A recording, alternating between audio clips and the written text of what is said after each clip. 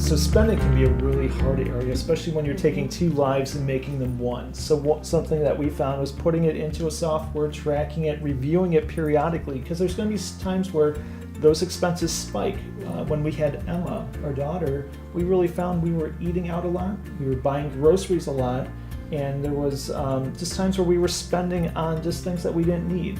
It was a matter of convenience because we didn't have time, we needed to eat, and so we just went through a drive-through instead of having something prepared at home that we could just come have. So one of the biggest things in using whatever you're going to track it with is that you're both seeing the numbers. If I know I'm doing the daily spending, I know what I'm spending, but Steve may not. And so it's important as he's then putting it into that system. Working off the credit card statements, looking at the bank statements, kind of big picture. And reconciling that, then we're both seeing the numbers. So now we can talk about and look at what were our three categories, our top three categories, so we can kind of start to figure out, is that an okay amount? If not, how do we start cutting back in three areas? So when we identified the three, let's use groceries as an example. We said, you know what, we're going to go to the grocery store once a month, or once every week for 4 weeks, and we're going to spend $100 each week.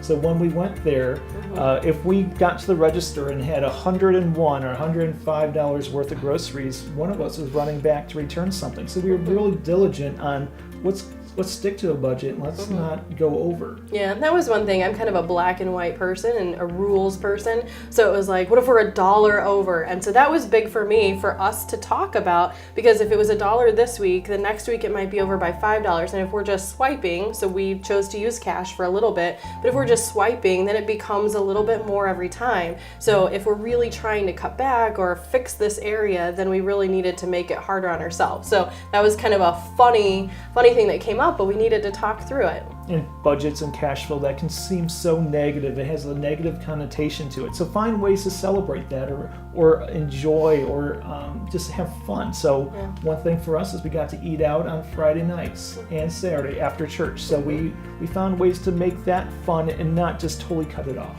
And I would say one encouragement in this process is that it may be 3 different areas that you're working on at different times. It may always be the same 3 things that you're trying to figure out. So we find that every 6 months or a year, we're always coming back to kind of rein in those 3 areas because we find we've gotten a little, we've gotten back into old habits. And so as an encouragement, it's okay, like come back to those, just get back in the groove, just start over, but work on that together and just continue to make progress.